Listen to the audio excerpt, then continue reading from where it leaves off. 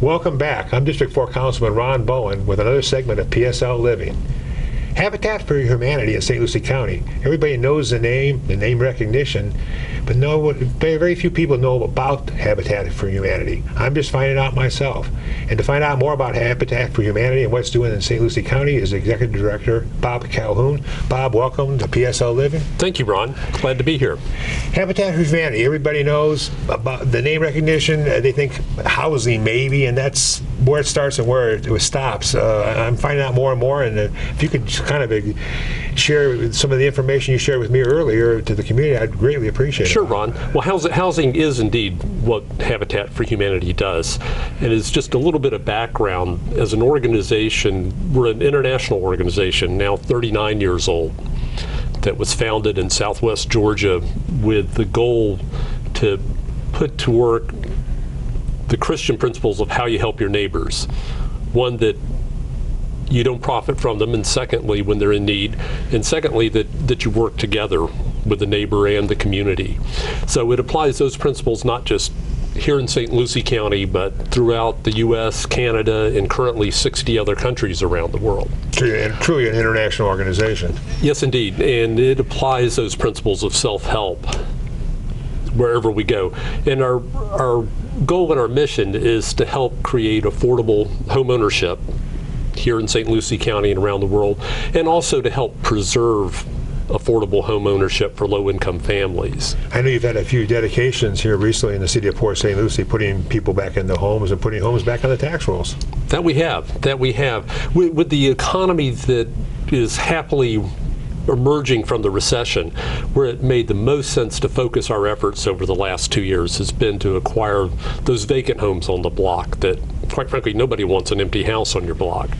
But to acquire those, renovate them in partnership with a family that will eventually own that home, restore them to where they're functionally a new house, and we do that with a very thorough renovation process with the house. And then we sell them. We provide a no-interest mortgage loan, and that combined with the efforts of volunteers and donors of money as well as building materials, we're able to come up with a package that's very, very affordable for that family. I'm sure the families are very appreciative and appreciative of your efforts and work, and probably help you in the process now. They do. And just a little word about who these families are, and I'll brings to mind immediately a home dedication that we have at the completion of the home. And a group came to present a flag to the family and to talk about the Constitution and the importance of voting as part of what we do with our dedication ceremonies. But it just serendipitously turned out that one of those representatives had been in the hospital 2 weeks earlier, and this new homeowner had been part of the care team. So, sometimes we think these are other people, but they're those other people we depend on and work with every day in a whole different role that we may not think of someone that just needs that little bit of a hand up to have a more stable and successful future for themselves and their family. And housing is key, and home ownership instills pride in people and self-worth, and gets them back on track. Yeah, and it's an unusual model, but very effective. Here in the United States last year, Habitat for Humanity nationwide was the 12th largest home builder in the U.S. Here in Florida for last year, we were the 20th largest builder of new homes, which excludes the property I just mentioned and the work that we've been focused on in St. Lucie County of picking up vacant homes and renovating them. That is a staggering statistic, and that's fabulous. That's why you're here to share some of this information. I'm still learning more. That is, hats off to your organization. That's the 20th largest builder of homes in the state of Florida with 20 million people. That's quite an achievement, Bob. Yeah, and again, it's an unusual model, but it's one that works on many different levels. First, they're the people that we help provide that home ownership for that's affordable. It provides stability for their families. It provides a future for their families. I think we all learned some hard lessons about home ownership's not about having a live-in ATM machine. which was a hard lesson for a lot of people, but a good one to know. But that stability of having a home of your own that's secure, the costs are about as stable as you can get for housing, and a place for that family to grow and be successful. I think you shared with me also, again, a lot of the work Habitat for Humanity has done has been on new home construction, but I think you shared with me that some of the business model, I call it business model, but some of the planning for Habitat for Humanity is also on the renovation of existing properties. Can you share more with That's correct. What we're also doing is we have, since I arrived here about 2 years ago, we've launched a series of programs that we refer to as home preservation. And by home preservation, we're trying to help low-income families continue to own their home and continue to thrive in them. So we provide services that range from an exterior upfit where we do minor repairs to the exterior of the house, help clean up the yard and the shrubbery, put a nice fresh coat of paint on it, and a few other things that we call a Brush with Kindness program. And that not only stabilizes that home, but it also kind of, it lifts up that family and it helps lift up the whole neighborhood as well. But we treat that as well as more extensive repair work that we're able to do, just as we do with home ownership. The family that's going to receive the benefits, if you will, of all this work, we place them at the center of helping create their own housing solution. So in the case of the homes we renovate, they're involved with the volunteers, they're involved with some education, some training to prepare them not just to be good homeowners, but good citizens, which we include voter registration as part of that, by the way. Okay. And that's good or bad, but that's neither here nor there. And then again, we provide a no-interest loan to pay back for the cost. And in the case of the renovations, this is just for the cost of the materials that we have to purchase as opposed to what's donated.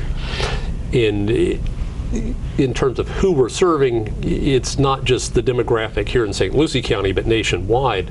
About 85% of those folks are seniors, who may have lived in that house for many, many years, and they just need that hand up, a little bit of help with some deferred maintenance so they can continue to live there. And it makes good social sense, good economic sense for everybody. Sure. As a city council member, we see on a monthly basis in our meetings blighted homes that are in abatement situations. And again, as a city council member, I'm very appreciative of the work you're doing because it takes the blight out of the neighborhood, puts home ownership back into somebody's hands, and puts the property back on the tax rolls. Oh, absolutely, absolutely. I remember one dedication in another community I've worked in, and the city's mayor was there, and as part of the dedication, he turned to the homeowner and goes, "Well, I guess I call you boss now that you're paying property taxes." Well put, well put. Hey, I think the two lifelines of your organization, what you share with me, are your donations and your volunteers. So you want to expound on that, who your donors are, on the donations, some of the big corporations, and Sure. how the community can be involved. Sure. We're part of an affiliation of 1,400 local Habitat offices in the United States and Canada. And through that effort, we're fortunate to receive the support of a number of national entities. For example, the Whirlpool Corporation donates a stove and a refrigerator for every house that we do. And they've been doing this for 14 years. Valspar Paint donates all the paint products we need in our projects, which is a big help. The Lowe's company is a supporter of our women's build. And then we just have scores and scores of local donors of not just building materials, but also of financial means, because we're out there working in the community, making a difference, but we also know at the same time there's just much more to be done. And kind of our limiting factor are those donations, both of building materials as well as the cash it takes to keep the whole operation rolling. So one of the ways we address that is we have an entrepreneurial effort that we call our Habitat Restores. And here on the Treasure Coast, there are 5 of them, and 2 of them here in St. Lucie County. One in my district that just opened up recently. Yes, we just opened it up last December. And what we do is we receive donations of building materials, household furnishings. From those donations, whatever we can immediately put to use in our work, we do, and the rest we sell to the public. So it's an opportunity for people to make a contribution, quite frankly, keep some things out of the landfill, which is a very expensive way to get rid of things. Instead, we recycle them. People get a bargain, and Habitat's able to raise significant funds that we can use in our programs. And your 2 stores are one on US 1 in Town Center? Where Yes, Staples yes, is at. the intersection of US 1 and Jennings. Yeah. And where's the other one in St. Lucie West? It's in Fort Pierce on Okeechobee Road.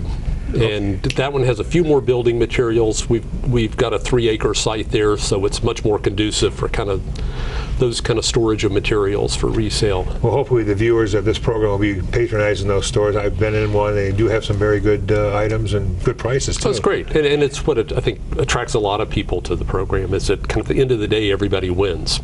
You know, we improve the housing stock in the neighborhood. We stabilize the workforce. In the case of our restores, somebody got a donation with a donation receipt, somebody got a bargain, and again, Habitat receives support to continue its work in the community.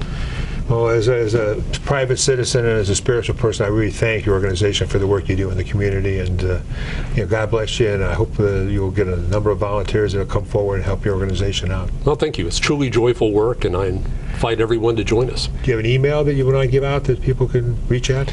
Certainly, our website, which has a great deal of information about volunteering, about home ownership, about home preservation programs, is stluciehabitat.org. Okay. And then my email is bcalhoun@stluciehabitat.org. And additional information about Habitat's global work can be found at habitat.org. Very good. Well, there you have it. The impact, the positive impact that Habitat for Humanity is making is not only St. Lucie County, but right here in Port St. Lucie. And I want to thank you, Bob Calhoun, Executive Director, for being my guest. Thank you. I enjoyed it.